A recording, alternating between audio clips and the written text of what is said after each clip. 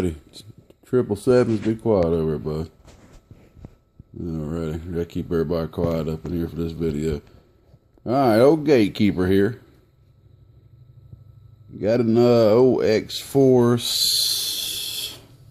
I can't see the model number on it. I think it's it's kind of faded off, but this box was originally a B-biased 2-driving 4 bass amplifier, as you can see, and a buddy of mine bought it off a one-time owner and converted it over to C-class. So basically it's just a regular old XForce Class C 2x4 bass now.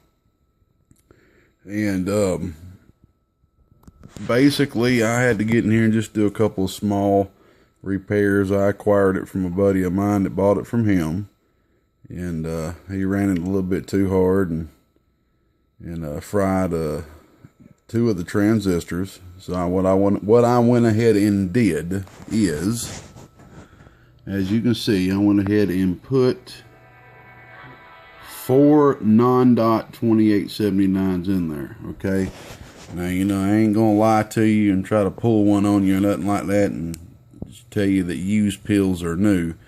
These transistors came out of a working Texas Star 667, and if a few of you watched that video I did about 3 weeks ago, I think it was, where I had took 4 Toshbia 2879s out of a 667 Texas Star and then put 4 Motorola 454s in it, and said that I was keeping them for a project. Well, this is the project. So these are perfect, absolutely perfect working, non-dot, matched Toshbia 2879s. I just freshly put them in here last night.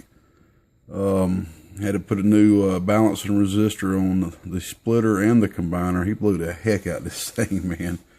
I had to go ahead and wrap up a new combiner for here. The bead just I thought it was best if I went ahead and did that. The bead was not looking too well, so I just went ahead and wrapped up a new combiner and put that on there. I made sure to clean it up a good bit. For some weird reason, the box had no input tune on it. I have no idea why. They were pretty much relying on 200 ohms to ground. That's what that solder spot is right there. And had some others right here. And I don't know what that was all about. So we went ahead and tuned that out. And I got a nice little pad right here. It's 256 ohm resistors in parallel. I could have went a little bigger in the resistance, but pretty much with a 1 watt dead key, I'm able to dead key about 200 watts and swing up. And that is fine, but me personally, I would not run the variable all the way up. I like to back mine down to about 100 watt dead key and let it swing on up to what it's going to do. That's just my personal. Another thing I had to do was I had to replace this switch right here. It had broke off the front, so I went ahead and replaced that. And another thing is I had to put another power cord on here. The power cord that was on there, the center prom broke off, so I went ahead and replaced that. Put 4 fresh new 10 ohms on it, on the base. And another thing I went ahead and did is put these chokes on here too. When it was converted to when the AB was took out, chokes was not put on the input transformers, which I just went ahead and threw them on there. So there she be. She's working well. She's doing great power, and I'll show you that now. I've got a voltmeter hooked up just so you can monitor the voltage drop. That is another problem that we were having, was the voltage was not dropping good enough. And that appears to be because there was no chokes on the input transformer, because for some reason once I added them, it's working perfect as it could be now. So this definitely is a very good working box here, and I 100% hate to get rid of it. I really do. I was kind of wanting to keep this keep it as a driver, but hey man, there's many of them, more of them out there, or I can just build me one. So this will make a great box for somebody. All right, let's go ahead and show this puppy in working operation. Let's go ahead and flip her on. Got a nice AC fan right here. And it is kind of loud, but if anybody has a problem with the loudness of it, you could always take this fan off. Throw you a 12 volt fan in there with a regulator on it.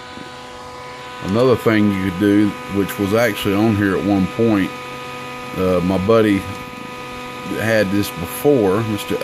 073, he put a 92 millimeter fan right here with some L brackets blowing through the heat sink this way.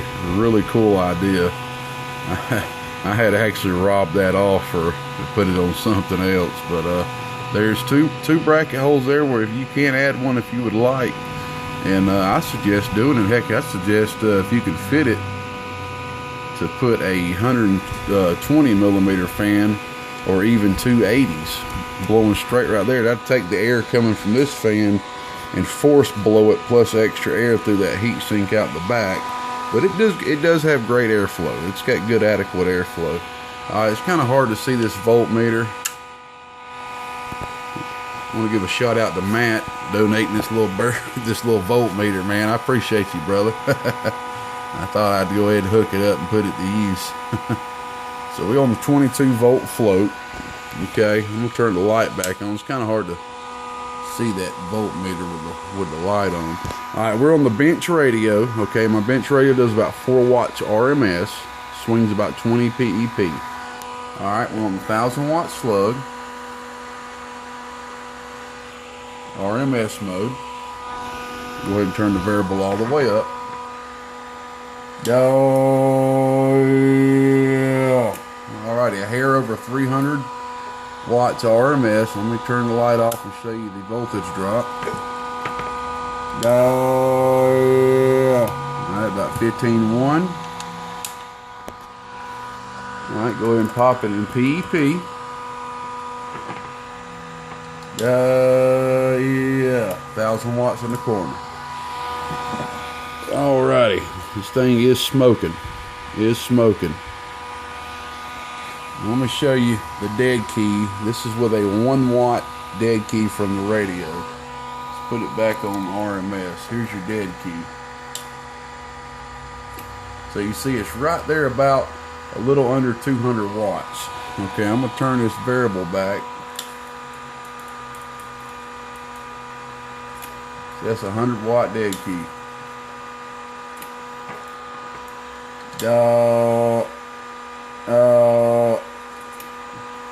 See there? Alrighty. And just for S and giggles, let you see a nice 400 watts RMS pumping about 1250. Give a shout out to Stickman on that figure. It does exactly 1250 watts peak with his Stickman modified 29 going in this bad boy. Alrighty, I checked the preamp. The preamp is working. It don't seem like it's a big powerhouse or anything, but it is working. Alright, we're on the hot radio, which is going to drive 8 watts RMS, which I do not really suggest running that into this since it's a 2x4. But here you go. Let me turn that variable back up. I got the variable turned down on this radio to where it's only going to dead key 100 watts. As you see, a little bit over 100.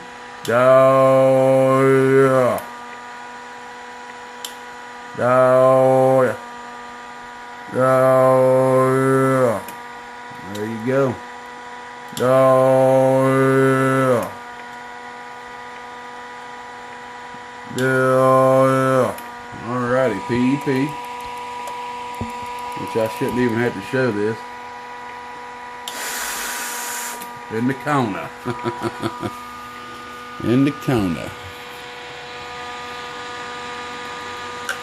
So, I could put the 5,000 watt slug in, but it's doing right there 1,250 watts PEP, hitting it with this hot radio. But like I said, man, you can run it all you want to like that, but if you want the box to last, it's a 2 driving 4, y'all. And I will tell you, let me go ahead and turn this off. I will go ahead and tell you, the most 4-pill configuration amps that I have received so far for repairs are 2 driving 4s. I have received more 2 driving 4s. I have bought more broke 2 driving 4s than anything else in any other 4-pill configuration. The reason why that is people need to understand this is 2 2290s driving 4 2879s. I can take one of those 2290s and get full output out of these 4 2879s. Now, this configuration is great for a low wattage radio because you can still get full output out of them because of the gain of these 2 transistors. But here's the problem. When you have people that starts hooking export radios up to these boxes, it equals smoke. This box is not designed for an export radio. And I think that's just what a lot of people, you know, which I totally understand. You starting off in this thing, you got to learn somehow. But pretty much any amplifier with 2 transistors like that, or unless it's something like a 2x16 or, you know, something big like that. 2x4s, no. 1x2s, no. They are not for export radios. They are designed more for single final radios. Okay. So, well, you know what? I did not show you that voltage drop. See, I always forget something. But I forgot to show you the voltage drop with the hot radio. Let's turn that back on. And I'm going to show you, man, this thing is performing well. Now watch this. Let me show you how well this box is performing. Alright. Just let you see this voltage drop, okay? 22 volt float.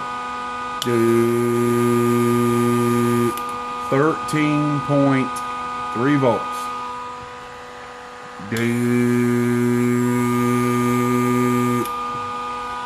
Alright. Now think about this. Well, that's because I'm driving the piss out of it, excuse my language, but that right there is producing about 1,200 watts PEP